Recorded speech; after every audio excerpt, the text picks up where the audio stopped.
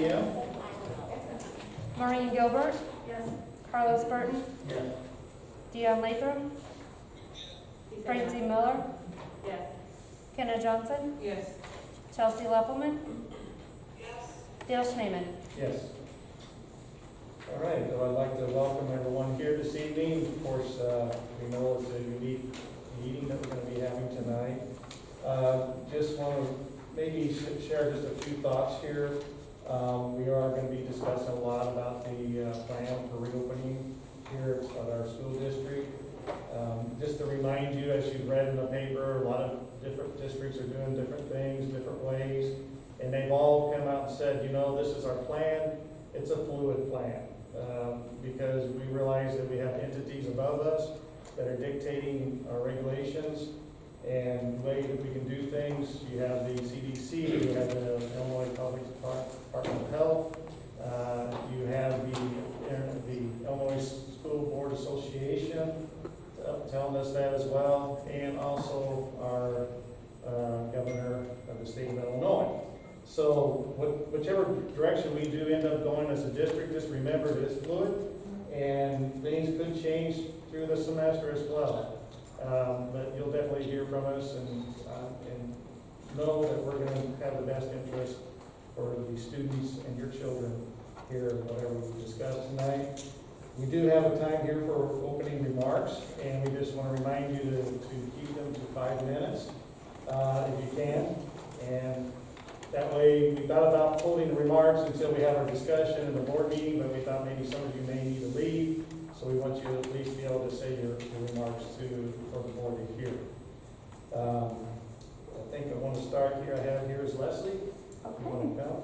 great. So stand up. Sure, yes, I'm modeling student technology. This is what the kids use. Okay, so good evening, Dr. Sanford, President Schneeman, and the board. Thank you for allowing me to speak. I come to you as one of the high school counselors, but also as a parent of a 16-year-old 11th grader in Farmer City and a 12-year-old 7th grader in Mansfield. I do not envy the spot you're in. I'm thankful to have a lot of faith in your abilities to choose a good option for our kids and staff of the district. I've been criticized many times for being too sunshiny, but I want you to know that I'll be pumping up my kids for whatever is the outcome, and I hope that other parents follow that suit. I know that it's a tough decision. I'm definitely going to be telling my children that, and we're going to get through this tough time as a community together like we always do. In your packet, you have blended Model A and blended Model B. An option that is left out of that is to have all students, not just K-6, attend 4 days per week, allowing Mondays for distance learning catch-up.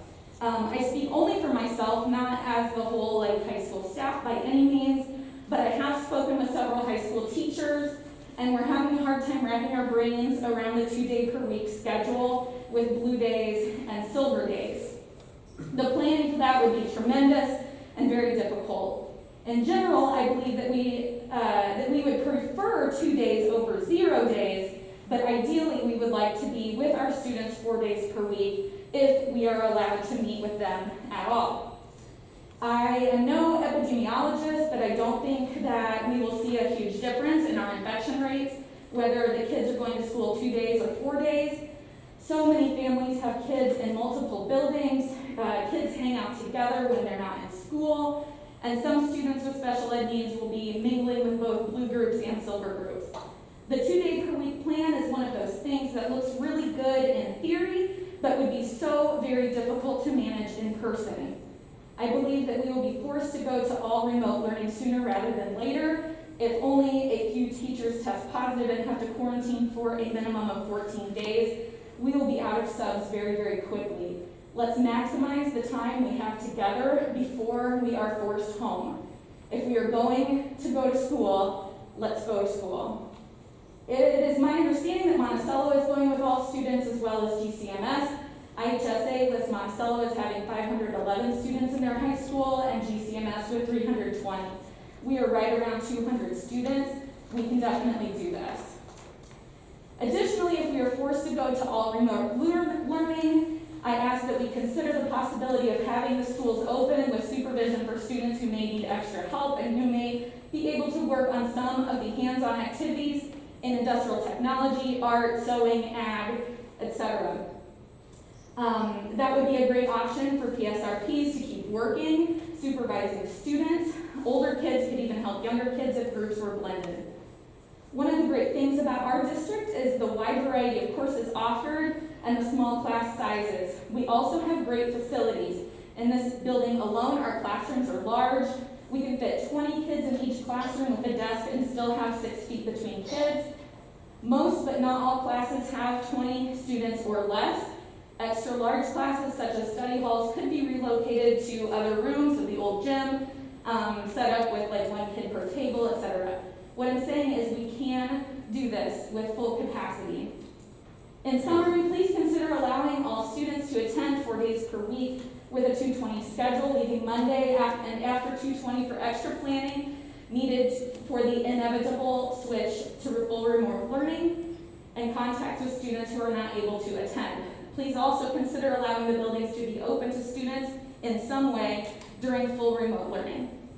I feel there are really only 2 great options: go to school 4 days a week, or keep everyone home except those who need to come to school for a very specific reason.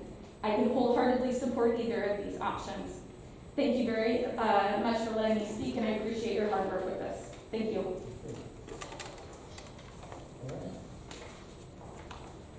Marcia, great. Good evening. My name is Marsha Prater. My son's going to be entering the 4th grade this year. I thought long and hard about the different proposals that have been presented to parents by the different surveys and meetings. I do still have some questions on the topics that haven't been discussed yet. I'm just wondering about recess and PE, how those will be handled, bathroom breaks, and will teachers be able to help the children with their work at the desk, or are they still going to have to be the 6 feet apart?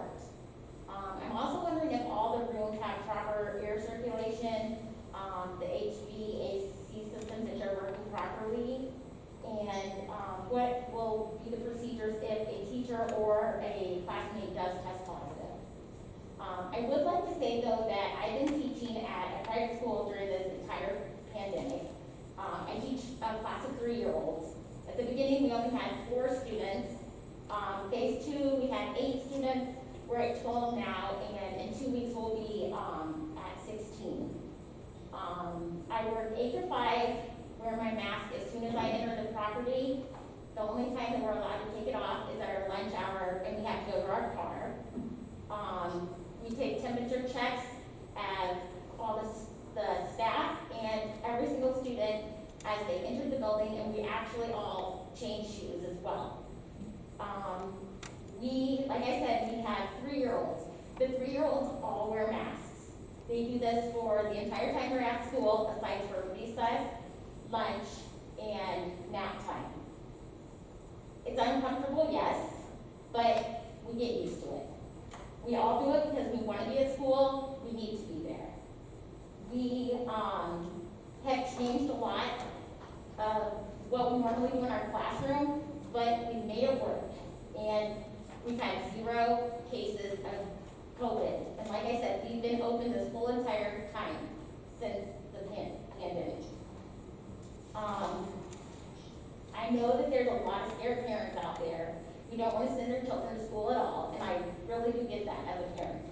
But I honestly feel like we may be up for a pretty good battle here, but you know, I feel for you guys having to make the decision, but I also agree, whatever you guys decide, I feel that that would be the right decision. Thank you. Sandra? Hello, I'm Cassie. My daughter is going into 4th grade this year. I'm just here because I'm concerned about, she has asthma, she's not going to be able to handle a mask. So she's either going to have a doctor's note saying she can't wear a mask or be at home. We're going to have to figure that out on Friday when she goes, but we don't know yet. What is the school going to do about everybody that's going to be coming into the school? There's going to be students that can't wear masks. There's going to be people that may be asymptomatic. If none of you know anyone asymptomatic, my aunt has been asymptomatic for 2 months. She is in isolation and cannot see anyone. What are you going to do to the first student that dies? What's going to be your response? That's something that everyone needs to consider. I'm not saying school needs to be shut down, but if parents feel uncomfortable sending their kids, you need to give them an option to remote learn. That's all. All right, that's all that filled out for wanting to share something. Was there anyone else that wanted to share but did not fill this paper out to share? Okay. And we have further in our meeting, when we do discuss the plans and stuff, if we have opportunities, we may take a question or two if you want some clarification on some things, okay? All right, I think we're gonna move forward. Board communication here.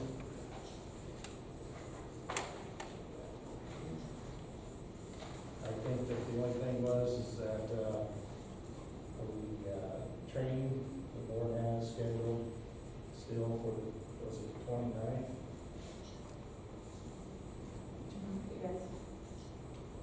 Yes, 29th, 5:15 be here, and that would last probably about 3 hours, okay?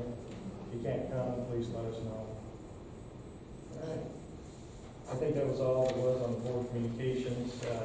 No committees, finance committee, we'll report over on that. Sure. I'll report about the finance committee we met tonight to talk about the budget for fiscal year '21. And we are looking at a situation, obviously, money will be impacted as well by COVID. We are to expect that sales tax money, interest, food service, athletic admissions will all be, those revenues will all be decreased. We also know that we're told right now that our evidence-based funding will be intact at the whole harmless level, which is good information, but I'm also being advised that while they're saying that, it might not happen. The graduated income tax goes to the voters in November, and if that is not passed, then likely our budget will be impacted, whether it's through EDF or transportation money. So we need to plan for that. We do have, on the positive side, the CARES Act money comes through the ESSCRG grant. We have $115,212 for COVID-related expenses. They can date back to March of 2020, but they're kind of on a rolling basis going forward as well. So those monies will be spent. The plan right now is for to use towards technology, and also towards sanitation supplies. As you probably are well aware, there are many supplies that used to be readily available and at a decent price, and now not so readily available, and supply and demand has made a very high price. So 115,000 might not go as far as it used to go. We do have some upcoming expenses that are increased. Our property and casualty insurance and our workers' compensation insurance premiums have increased by 22%. So we have to take that into account. Susan Wilson, before she left, worked on almost completing, we did get it completed, a grant that we applied for $900,000 to work on a new bus barn build and also tearing down the old transportation center and paving the parking lot. We're still waiting to find out about that. If the grant goes through, then you'll see that construction happening. If the grant does not go through, most likely you won't see that construction happening quite yet. I would say that's probably the majority from our finance committee. And the one thing we do need to do is schedule a facilities committee meeting for August. And our August date for the board meeting is the 12th. So we'd like to do our facilities committee meeting at 6 p.m. on August 12th. It's Maureen and Dion, is that it? I don't have a calendar in front of me, but I remember that. August the 12th. Maureen, does that work for you? Yep. Okay. I don't see any administrative reports in here from the principals attached, so unless you have something you'd like to share from the last month, no? Okay, we'll go on to Dr. Stanford, superintendent. Okay, that would be me. So as you can gather, much of my work this month has been spent on reopening procedures, and we'll talk about that in just a moment. I have some things to show up there. I I will also report that our auditors arrived yesterday. They were working both yesterday and today. Things are looking good so far. Let's see, our technology department is looking at the addition of an intranet. So we have one singular location for the many, many digital in-district communication types that we have. And we also have a project going, especially with Schneider and with the intermediate junior high building, to streamline our digital communication tools. We found that there were a lot of different mediums that were being used by faculty members with students. And so if you had a child in second grade and you had a child in sixth grade, you might be asked to navigate to different platforms. So we're trying to do our best to consolidate that, make our best choice. So that's some things that we're working on. And I think if you don't mind, I'm going to talk about our quarterly financial report, and then we'll go to probably the meat of my report, which will be about the reopening. So with the quarterly financial report, I will highlight that we finished the fiscal year. Our goal is to have over 120 days of cash balance on hand, and we were well over that mark. So that is a good thing for us. And I already mentioned some of the things that we're considering for the fiscal 21 year budget. So when you have, that was a handout that you have in the back if you'd like to grab that. And at this point, I think I'll go to the draft learning models. We have the old business before that. Oh, I'm sorry. We can hit that real quick. Okay. Over the second reading, board policy updates, press policy issue 103. Let's get there.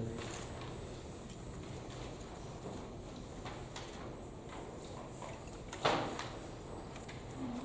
think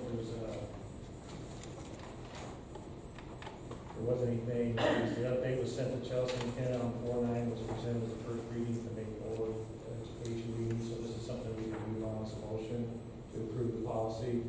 So I need a motion and a second to approve the policy updates for Blue Ridge Community Unit School District 18 for the 2020-21 school term as presented. So moved. Ken? Second.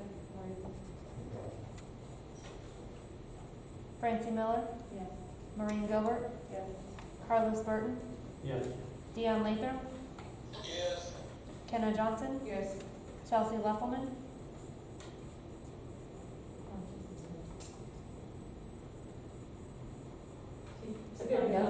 Thumbs up. Dale Schneeman. Yes. I will count.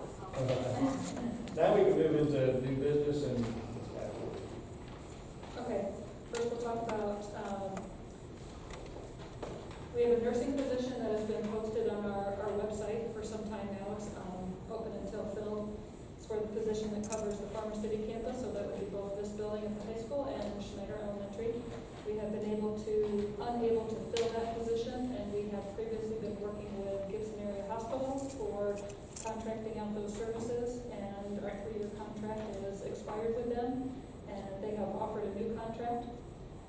The contract, just so you're aware, can be, we can terminate the contract with 30 days notice. So if we had somebody who applied for the position and we were interested in hiring them, then we can just do a 30-day notice with Gibson Area Hospital, and the contract would be voted with them. So that's something that we would like to bring to you, and that contract, again, can be terminated, but it is a 3-year contract beginning in August. Did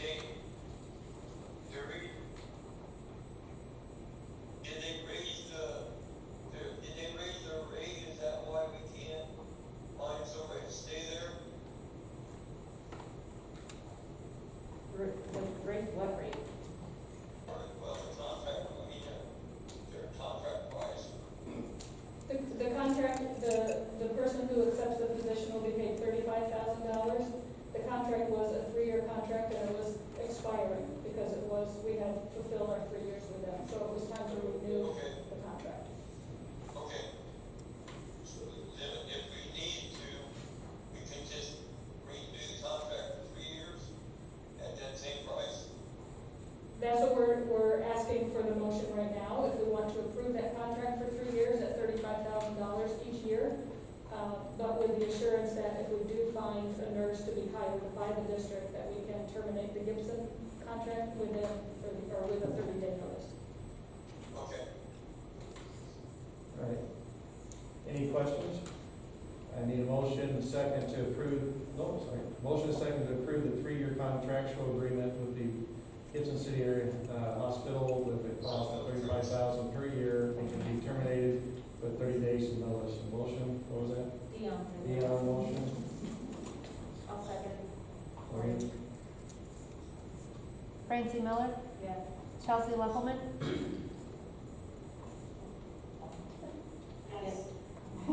Maureen Gilbert, Kenna Johnson, Yes. Carlos Burton, Yes. Dion Latham, Yes. Dale Schneeman. Yes. All right, to the next item is about the remote learning. Here we go. So, may I ask by a show of hands, how many people have read through the plan that was sent out? Okay, so I think we're able to go through. I wanted to make sure that we had the plan in front of us in case we needed to explain the details to some. So we'll go through very quickly. Phase 3, that's the government's plan, or the governor's plan with phase 3. The reason why we're renaming our remote learning 2.0 is because it's not going to be the same as what if we have to use this model, it would not be the same as what we experienced in March through May. That was a very immediate emergency type of situation, and we wanted to make sure that we were making it clear to everyone within the district and outside of the district that the expectations would be very different. Okay? Let's see. So we know that Monday would be asynchronous learning. That would be a little bit different day than Tuesday through Friday would be. Phase 4, the proposal that's being brought forward is we need to have some type of blended learning model. And so our thought was to divide into 3 groups, but we first do that by dividing just into the 2 groups for blue and silver. And then anybody who is medically unable to attend would be assigned to the next group. And so you'll see there that Monday, again, would be a different model for everybody. There would be remote learning on those days, professional development for teachers. We would like to have the offering where students who are in need of additional supports, it could be a student with a 504 plan, an IEP, or other specific needs, might be able to come in 4 days a week versus the 2 days per week. So the main idea behind the plan would be that Tuesday and Wednesday would be set aside for blue to be on campus, leaving at 2:20. Silver and nights would be learning remote learning 2.0. Thursday and Friday we'd flip that. Silver would be attending until both days until 2:20 dismissal, and then blue and nights would have remote learning 2.0. The thought behind the 2:20 dismissal would be office hours for those students who are not on campus during those days, sanitizing of learning spaces, and also instructional planning with what we're asking teachers to do very differently. Blended learning model B, everything's the same as what we just covered for model A, other than K through 6th grade. K through 6th grade would bring what we would call full attendance. That would be blue and silver together, coming on campus Tuesday, Wednesday, Thursday, Friday. The nights who need to be at home would still be at home. I wanted to show the pictures again, in case you haven't seen them. On the left-hand side would be an example of an intermediate grade classroom with 5-foot distancing. Schneider on the right-hand side, picture's perhaps a little bit stretched, sorry about that, but that's a picture of 6-foot distancing in looks like a 2nd grade classroom. And then at Schneider, kindergarten and 1st grade classrooms, typically the furniture is a little bit different than the younger grade classrooms. And so we're in a situation where we do not currently have furniture that would comply with 6-foot distancing for full classes. That's both at the kindergarten and 1st grade level. So we would either need to empty out rooms of extra items, borrow and or purchase furniture, or Mr. Payton and some of his committee had an idea of purchasing the lap desks and the carpet squares. So you can see an example of that on a meeting carpet there. Perhaps the first piece of new information for you on the slideshow is most of you probably took the community quick survey that went out just the other day. And I'll tell you that blue is model A, so that's where the blue and silver is in full effect for the whole entire pre-K to 12. And model B, where we're bringing in full-time, full attendance, other than the nights. Full attendance for K through 6, that's the red model B. So from the community would prefer to have, for those who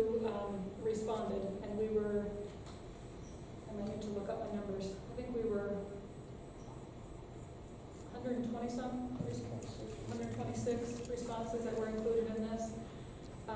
So you can see that at the younger grade levels, there's a strong interest in bringing back a full-time. And at the 4th through 6th grade level, 7th and 8th, 9th and 12th, things are a little bit more evenly spaced, I would say. Those who would medically need the remote learning 2.0, that's in the yellow right there. Staff responses to the learning survey. Staff was asked to respond about which they would prefer between Model A and Model B, but we did across the bottom try to determine what category of worker they were. So we decided if you work at Schneider, you're certified, or Schneider is a PSRP, meaning it might be a cook, a paraprofessional. Then we broke up 4th grade through 6th grade was separated from 7th and 8th grade, again, also separated by certified and PSRP. We have the 9 through 12 categories, and then we have the transportation department, custodial staff, food service secretary, and other. Some people were in multiple categories, so I picked one category, so their vote would show up one time. So interesting to me, I see 2 bars that stand out, and I think you probably do too. The first one I see is that, I'm sorry, Model A, they flipped it to the right-hand side, that bothers me, but for the certified staff at Schneider, their preference right now is the model where half of the attendance comes in, okay? And for the high school staff, which Leslie spoke of a different model, but the models that were brought forward for A and B for the high school didn't have any change between them. But you can see very strongly that the high school wants to be back. And I think they're probably reflecting that for their own kids. You know, I want to be back in school. That's what that said to me very, very clearly. So I'll leave that up there on the email. We've had numerous communications from families. I have tried to make sure that I'm responding as quickly and as I possibly can. I will say before, I think I saw a hand that wanted to ask a question. I will say that I don't think this is going to be an easy decision for anyone, and I don't think it's going to be a convenient decision for anyone. I understand that. But we are trying to listen to the different perspective, listen to, as Dale said, what ISDE is telling us, what IDPH is telling us, what CDC is telling us, American Association of Pediatrics. We're trying to balance all those things. There are different groups around the state that are now compiling plans from various school districts. And I will tell you that I'm already seeing some plans go out there, and then within 24 to 48 hours, you see some type of change to the plan, another survey that's going out. So, and there are rumors of more guidance coming out to us within the month of July. So, please know that, and then we'll take your question from that. What was the percentage of surveys that were returned, or that basically responded to the survey? If you give me a minute, let me look up and I can tell you how many respondents we have, okay?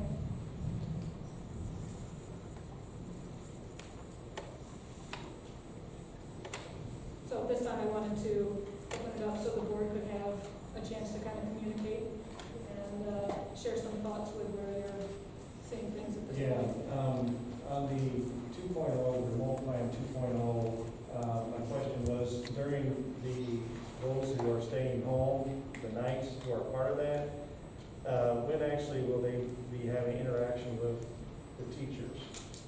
Because you said at 2:20, there'd be more for preparing and cleaning, sanitizing, so how are they going to be doing it remotely? That's also going to be some time. It could be, there's no plan set yet for that time, but I think that could include some time for them to check on those kids. It depends on how many. If I'm a second grade teacher and I have one student who's a night, then I'm going to be able to get with that student a few days a week. It could be Monday, Wednesday, Friday.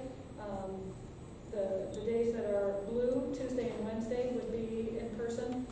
One of those days could be for night communication in the afternoon. The other day could be for silver communication in the afternoon. That's just a model to start with. They might not need help on that day. They might all need help on the second day. So it kind of depends on what the needs are. And so just to bring up some more stuff to chew on, the remote 2.0, at one time we had discussed it was just going to be for those who have medical situations who cannot come to the school, but we had discussed at times about opening it up for anyone if they want to choose not to have their child come to school, that they would be able to be a part of the remote 2.0 So we are gonna discuss that and look into that possibility. The thing is that you see the districts who have provided that option is that once you sign up for that, then you can't just quit in the middle of the semester, because that's gonna entail purchasing possible new class items for, I don't know what you call Want me it. to talk about that for a Yeah. little bit? Mhm. So one of and this is post this plan, right? Because just, when this gets published and put out, then more comments come. And so you listen and you think and you decide, do I need to make another adjustment? And so what I would like the board to consider is, like Dale was saying, having people elect whether they want to do that full remote. Maybe it's not for a medical reason, but there's another reason behind it, and the parent would like the child to do that. So the thought is, we would have to have a date where we said, okay, by this date, we need to know if you're electing remote learning for your child. And we would have to have a significant amount of time where they made that commitment, such as a semester. And what we would be looking at, we have to look at the numbers, but if we have a significant number of students and families that want to do that, then I think it would be smart for us to look at purchasing an online curriculum. Our high school alternative education classroom uses a program called Edgenuity, and that could be a possibility for purchase for other grade levels as well. There would need to be personnel manning that and encouraging the students to participate and kind of guiding and nudging them along the way. But that would be a possibility. But then you also have to consider, well, if I have, let's say 10% of our kids go in that direction, we purchase that program for them. So they're out there doing that. The rest of us are in here in some way, shape, or form, right? Doesn't matter how many days at that point. But if we have an outbreak here and we get shut down and we all go to not learning in the building, that doesn't mean that we're going to take all of these kids and buy them these online programs to continue. That remote learning would be done through the teacher's instruction virtually, okay? And those other kids, that other 10% would be kind of that group that just continues to go with the program that was purchased. Is that clear? I know it's a lot. The answer to the question, we had about 20% of community members respond to the survey, and about 48% of staff members respond to the survey. I personally was wanting, other options. So I did not even take the survey because I felt there were a lot of things missing from the models and the plans proposed. I feel there's three main things for prevention of COVID to return to school, and I don't see all those addressed. The social distancing, yes, we've addressed. The mask usage, how we're going to enforce that, who's going to train the students, and the requirement if they don't wear a mask, what are we going to do? And the third is the transfer of students from classrooms, cleaning and sanitizing, increased hand hygiene, hand washing. That's lacking in the plans as well. Right, I understand that. This is one small piece. Yep. The learning feels like the big piece, but it's actually one small piece that we talk about. So yes, those plans are forthcoming. We've started working on some of them. I'll talk about social distancing. You can tell we've gone into classrooms. We've moved furniture around so we can see what is realistic and what is not realistic. As far as masks, yes, we're wearing them. Teachers Is are there a gonna, possibility of an option added where, I don't know if this is possible, where the kids don't transfer classrooms, but the teachers do? yes, I was getting there. As far as the transfer of classes, we had talked about at the Schneider building that the kids would stay, other than going outside for recess or going to lunch, socially distant. The plan was for them to have the places where they could sit marked off with an X. They come and sit down rather than going through the serving line because the food items are already going to be boxed up and they would be delivered to the student at the table. So yes, we've talked about that, but to get past the first piece, I intentionally chose to leave off some of the extra detail work that we've done, only because we have to do one piece first before we can figure out exactly what plan do we go with. Are we planning for full attendance, partial attendance, and then we can get to some of the detail work. We've also talked at the 4th through 6th level. This year we have 2 sections at each of the grades 4, 5, and 6. And so we talked about students staying in one place, teachers being the ones that go back and forth. We've talked about with art and music, focusing on art first, having art come to the classroom, and so on. So yes, those discussions are not complete, but they're definitely underway. In terms of hygiene, we would like to work with families, but we know that we're going to need to do a lot of the teaching and modeling for students of what we need to do with hygiene, be it masks, be it hand washing, being socially distant. All of those things are going to be ongoing, and it's going to be important. I think some people said, I think Leslie said, no matter what we decide, I'm going to be a cheerleader for my own kids because that's just the best way to go, right? So there could be a lot of staff members that really don't agree with what we come up with, but the overall goal on my end would be to make sure that we're all putting that same message, whether I personally agree with it or not, we're going to have that same united front that yes, this is what we're going to do. Do we have every answer for what's going to happen when a child doesn't wear a mask? No, but I'm starting to read what a lot of other districts are doing. Some are saying that they politely remind them again, they make a phone call to the parent, hey, can you help out? Other districts are saying if there's a refusal, then you need to go to remote learning. My own input is, I have a hard time doing the pieces. Like, I want to see the whole plan. Yeah. And that's what I'm struggling with when I'm looking at these models. And that's as a parent and also professionally.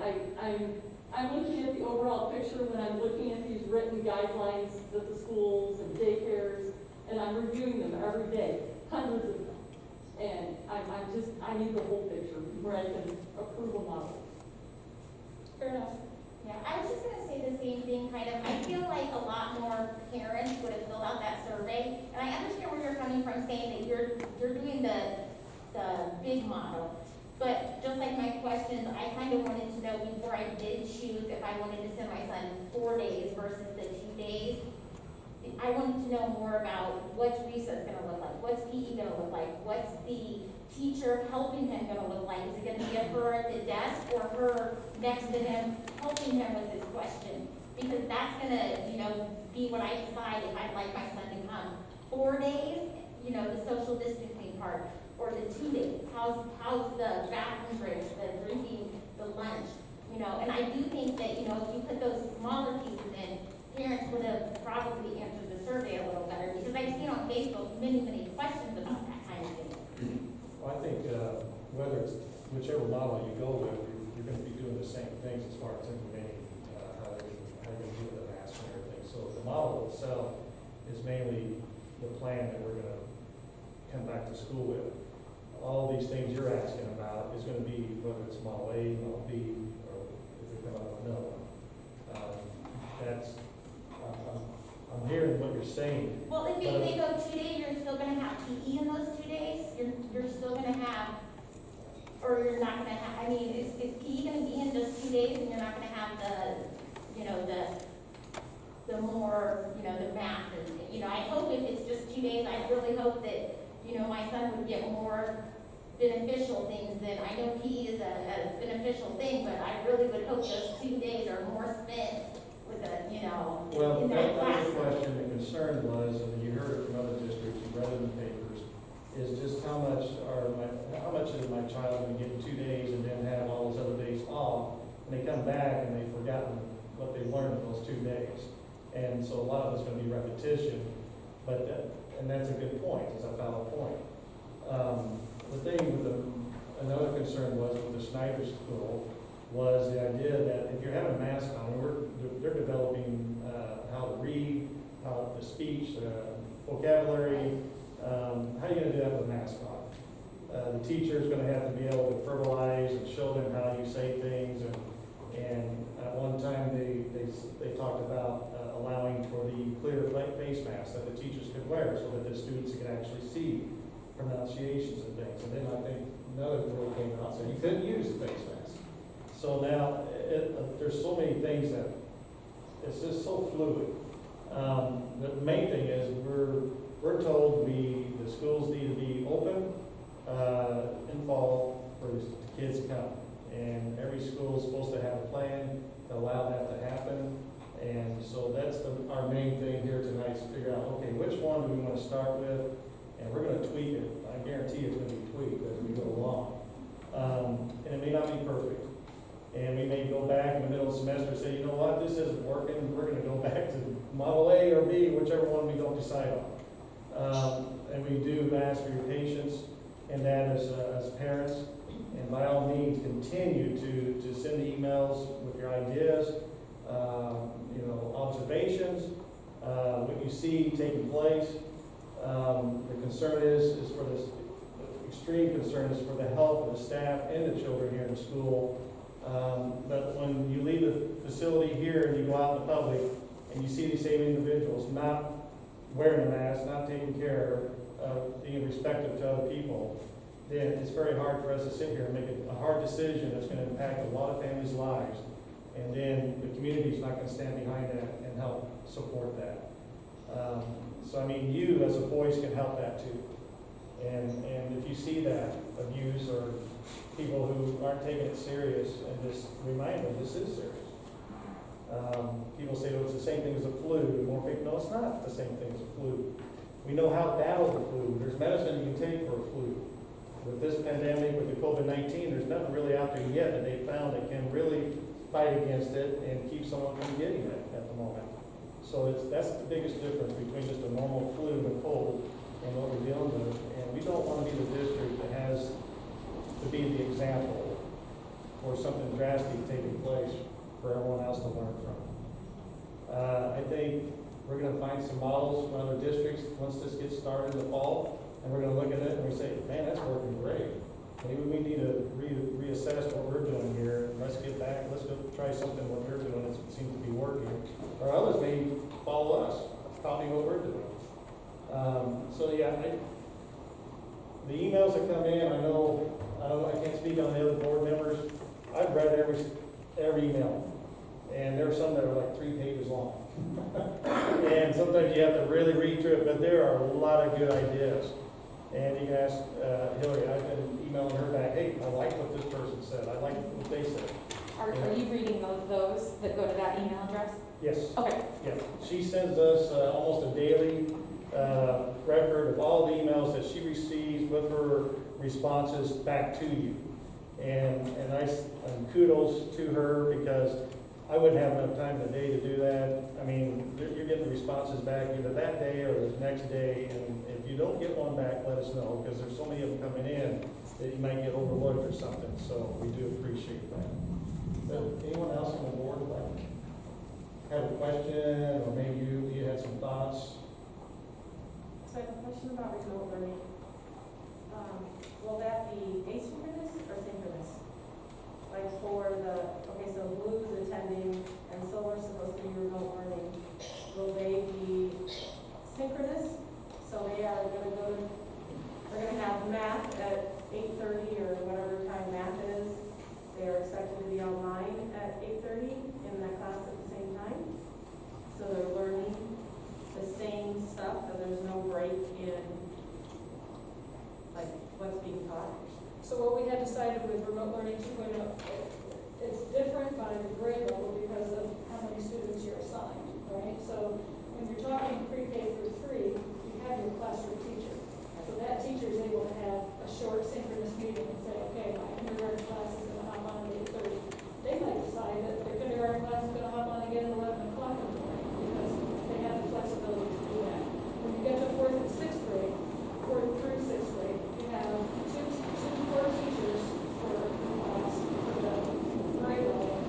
So I can see there could be one synchronous meeting and maybe I'm a 4th grade teacher at ELA and science. So maybe we're going to cover both ELA and science in our first meeting, and maybe there's an afternoon meeting that's going to be covered by the second teacher covering the 3rd and 4th subjects.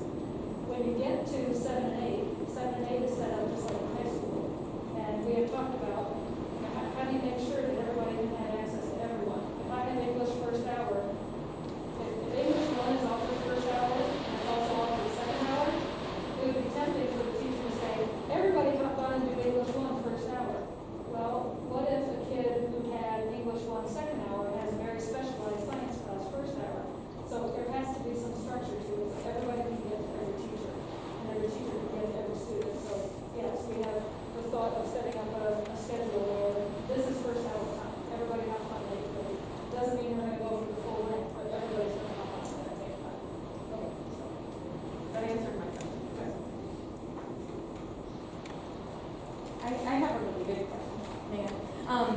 I I'm hoping that there's some guidance on when kids can go into or out of, remote learning. I know that you said, like, if someone says, I want to do remote learning, they're going to do remote learning. Well, what if someone said, I want to come to school, but then they test positive and then they're out of school for a while? Are they now doing,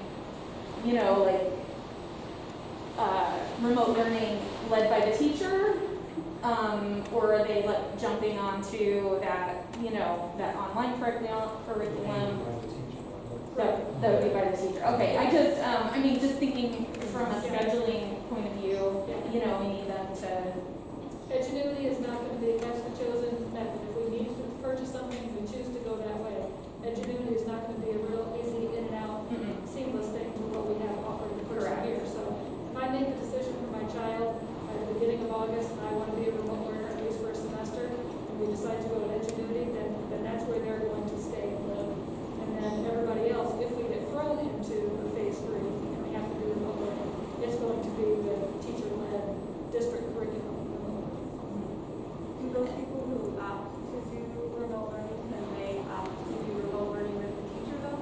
Like, as if they were a night? They'll be a night, because the night is not right? Yeah, I could be a kindergarten teacher, and I could have 7 kids that need that, and that may be manageable, but I could be a high school teacher and have somebody in all my different classes, and have to basically teach chemistry online and in person. I think it would be tough, that's why I think a lot of districts are asking parents to make a decision with at least 3 or so weeks in advance, so we can do what's best for the kids. And just speaking from the teacher's point, if I have kids that are in class and I do remote classes, I basically have to do double the work. But can't you teach at the same, can't you teach to them online? Like, as a Zoom call, for instance, or Google Meet, whatever you want, whatever